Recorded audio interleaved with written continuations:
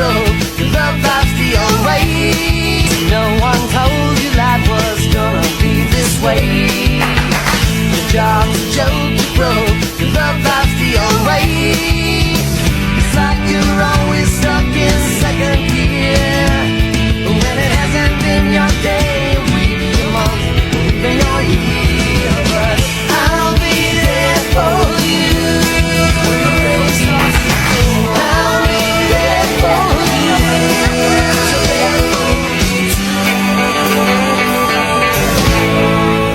Halo, perkenalkan nama saya Santianingsi dengan NIM 130523000014. Halo, perkenalkan nama saya Adrian dengan NIM 130523000012. Halo, nama saya Wulan Octavia dengan NIM 130523000015.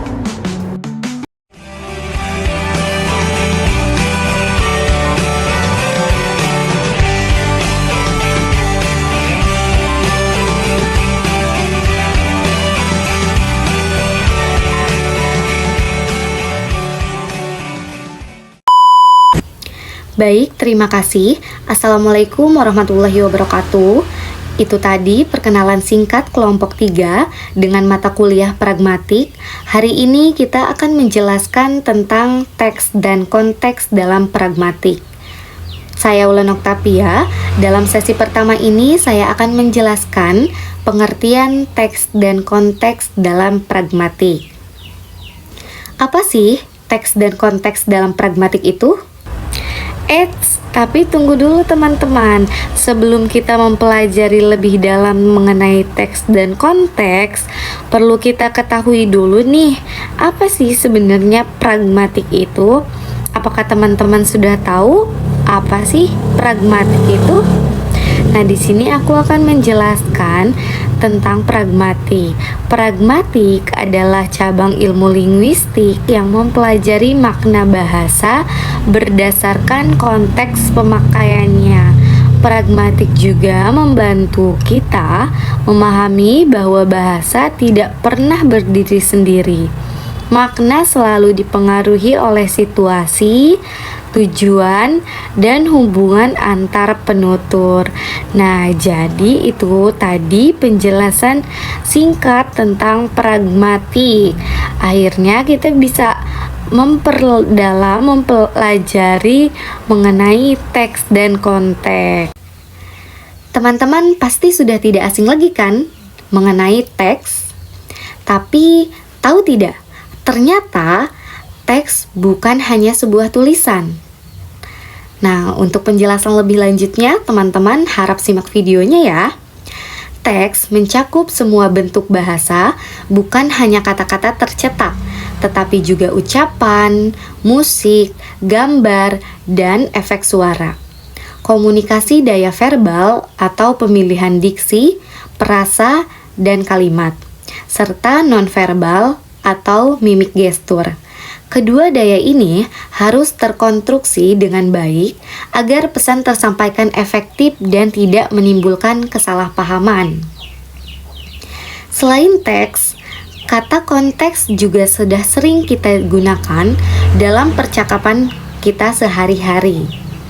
Pengertian konteks dalam pragmatik: konteks adalah kondisi keadaan yang terjadi dan semua situasi yang memengaruhi pemakaian bahasa. Konteks bersifat dinamis, bukan statis, dan mencakup pengetahuan latar belakang yang sama-sama dimiliki oleh penutur dan mitra tutur. Konteks membantu peserta tutur berinteraksi dan memahami ungkapan kebahasaan dalam proses komunikasi. Jadi, teks dan konteks adalah dua elemen inti dalam pragmatik yang saling melengkapi untuk menghasilkan makna dalam komunikasi agar komunikasi menjadi efektif. Keduanya saling bekerja sama. Teks menyediakan bahan baku makna, sementara konteks adalah memberikan interpretasi dinamis. Tanpa konteks, teks bisa multitafsir, dan tanpa teks, Konteks tak berarti pragmatik justru mempelajari interpretasi ini atau interaksi ini untuk memahami maksud komunikasi sebenarnya. Nah, itu tadi penjelasan tentang pengertian teks dan konteks.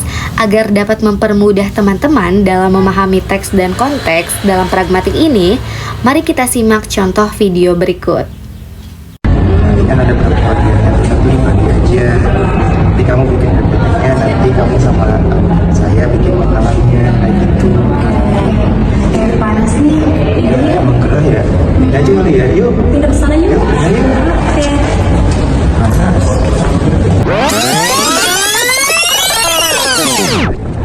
Nah, itu tadi contoh video mengenai teks dan konteks yang sudah kita lihat bersama-sama. Dapat kita simpulkan bahwasannya 3 orang tersebut sedang berbincang mengenai pembagian tugas kelompok pragmatik. Namun, di sela-sela obrolan mereka, Kaulan berbicara, panas nih, pindah yuk." Nah, kalimat tersebut diartikan sebagai teks. Ungkapan Kaulan kepada kedua temannya sudah sesuai dengan kondisi di ruangan tersebut. Bahwasannya di ruangan tersebut gerah atau panas yang diartikan sebagai konteks. Sehingga mereka bertiga memutuskan untuk mencari tempat yang lebih adem atau tidak panas. Hai, aku Santianengsi. Nah, setelah kalian mendengarkan penjelasan dari Kak Wulan tentang pengertian teks dan konteks dalam pragmatik, mari teman-teman simak pengertian konteks fisik dan epistemis. Nah, sesuai apa yang sudah dijelaskan Kak Wulan sebelumnya, konteks merupakan situasi atau kondisi ketika berbicara yang dapat membentuk suatu makna. Nah, sekarang aku akan membahas 2 jenis konteks, yaitu konteks fisik dan epistemis. Pertama-tama, mari kita berkenalan dengan konteks fisik. Apa sih konteks fisik? Nah, konteks fisik secara definisi adalah kondisi atau situasi yang melibatkan antara tempat, waktu, kejadian, dan topik pembicaraan pada saat kita sedang berkomunikasi dengan satu sama lain. Nah, contoh dari konteks fisik adalah agar dapat mempermudah teman-teman dalam memahami konteks fisik dalam pragmatik. Nah, mari kita simak contoh video berikut. Selamat menonton teman-teman. Ini kan ada beberapa bagian, yang satu dibagi aja. Nanti kamu bikin PPT-nya, nanti kamu sama saya bikin makalannya, kayak gitu. Kayak panas nih. Iya, emang gerah ya. Pindah aja kali ya, yuk. Pindah ke sana yuk. Yuk, pindah yuk. Oke. Masa?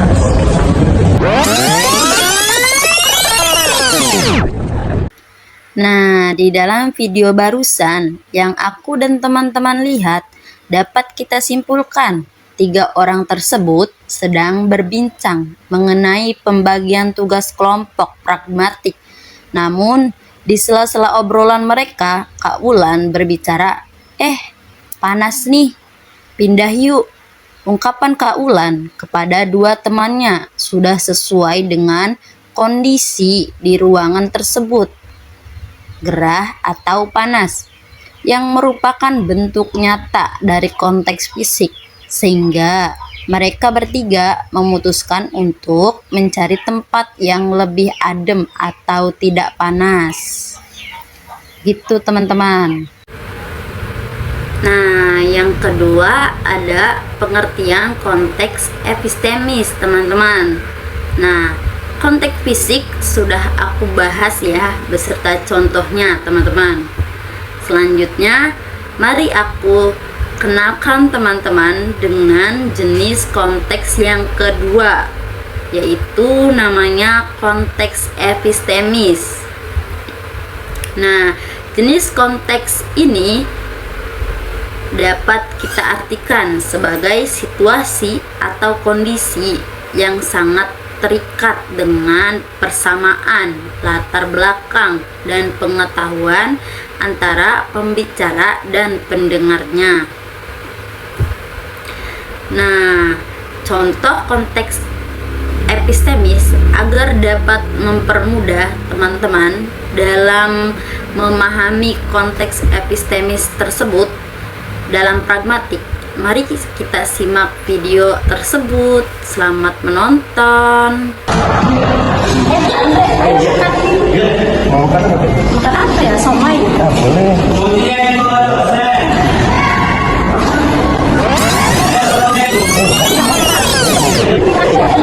Nah, dalam contoh video tersebut dapat kita lihat kalau Kak Santianingsih berkata, "Ayo kita ke kantin," kepada Kak Andre, karena mereka berdua sama-sama mengetahui kalau kata kantin adalah tempat untuk membeli makanan dan jajanan yang mengakibatkan mereka berdua sepakat untuk mencari makanan di kantin. Nah, penjelasan selanjutnya simak ya. Aku Santianingsih, sampai jumpa. Hai, perkenalkan nama aku Kak Andrean. Dalam sesi materi terakhir, aku akan menjelaskan dua jenis konteks yang belum dijelaskan oleh Kak Santia, yaitu konteks linguistik dan konteks sosial. Nah, jenis konteks ketiga yang akan aku kenalkan kepada teman-teman adalah konteks linguistik. Sesuai dengan namanya, konteks ini dapat kita definisikan sebagai situasi atau kondisi ungkapan saat kita berbicara yang dipengaruhi oleh struktur bahasa berupa kata, frasa, klausa, dan kalimat yang mendahului dan atau menyertai kalimat tertentu. Nah, agar dapat mempermudah teman-teman dalam memahami konteks linguistik dalam pragmatik, mari kita simak contoh video berikut. Dia belum datang. Dia siapa? Andre, teman kita belum datang ke kelas. Oh, nggak tahu. Coba deh kita lihat kelasnya.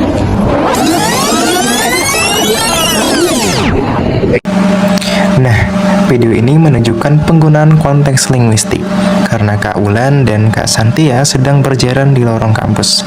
Di waktu yang sama, Kak Wulan bertanya, dia belum datang kepada Kak Santia.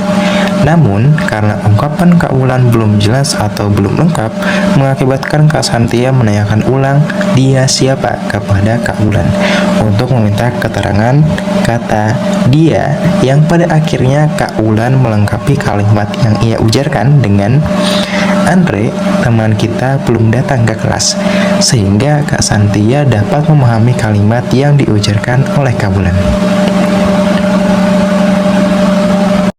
Nah, jenis konteks terakhir yang akan aku jelaskan kepada teman-teman adalah konteks sosial. Nah, konteks ini sebenarnya sudah sangat sering kita gunakan di dalam kehidupan kita sehari-hari. Karena secara definisi, konteks sosial adalah kondisi atau situasi yang terikat dengan norma, etika, sopan santun, yang mempertimbangkan relasi atau hubungan sosial pembicara dengan lawan bicaranya. Nah, agar dapat mempermudah teman-teman dalam memahami konteks sosial dalam pragmatik, mari kita simak contoh video berikut.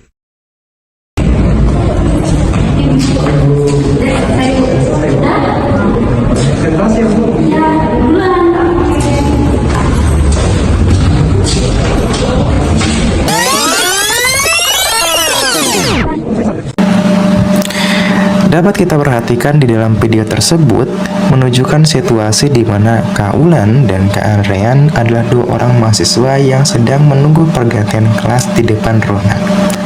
Kak Santia yang sedang berperan sebagai dosen yang baru saja selesai mengajar bertemu dengan Kak Wulan dan Kak Andre. Nah, karena Kak Wulan dan Kak Andre bertemu dengan Kak Santia yang berperan sebagai dosen atau orang yang usianya lebih tua dari mereka dan berperan sosok pengajar yang sudah seharusnya dihormati, maka Kak Wulan dan Kak Andre menyapa dengan ungkapan "Hai Ibu". Nah, kata Kata e-book adalah kata yang digunakan kepada orang yang lebih tua dari Kak Ulan dan Kak Andre sebagai bentuk etika dan sopan santun yang merupakan konteks sosial. Nah, baik, itu tadi penjelasan tentang materi pembelajaran mengenai teks dan konteks dari kami kelompok 3, yang dimana tadi ada teks, yang teks ini mencakup semua bentuk bahasa, bukan hanya kata-kata tercetak, tetapi juga ucapan, musik, gambar, dan efek suara. Begitu pula tadi ada konteks, yang dimana konteks ini adalah situasi yang melingkupi teks, termasuk latar belakang, waktu, tempat, tujuan, penulis dan pembicara, serta kondisi sosial atau budaya saat teks itu dibuat. Jadi, sederhananya, teks tanpa konteks maknanya bisa keliru atau dangkal. Begitu pula dengan konteks membantu memahami makna teks secara lebih utuh dan tepat. Nah, seterusnya tadi ada jenis-jenis konteks, yang dimana konteks ini terbagi menjadi beberapa jenis. Ada konteks fisik, ada konteks epistemis, ada konteks sosial, dan ada konteks linguistik. Jadi sederhananya, konteks sosial ini berkaitan dengan hubungan antar penutur atau usia, status sosial, dan peran. Begitu pula tadi dengan yang dicontohkan. Nah, ada konteks linguistik yang berkaitan dengan kata, kalimat, atau teks di sekitarnya. Contohnya tadi ada makna kata dia bergantung pada kalimat sebelumnya. Nah, selanjutnya ada konteks epistemis yang berkaitan dengan pengetahuan,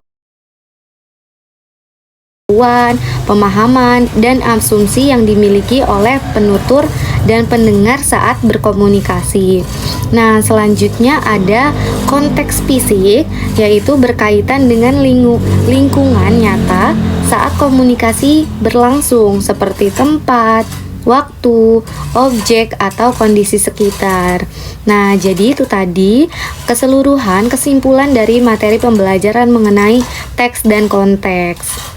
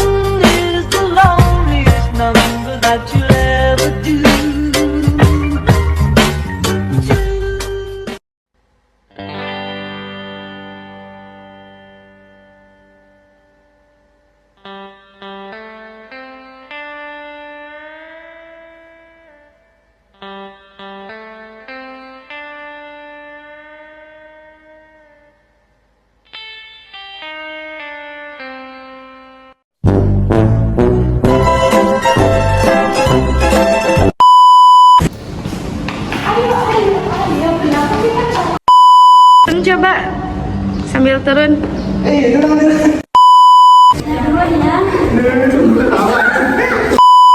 Dengan NIM 1300 05 dengan NIM 13 11.05. Udah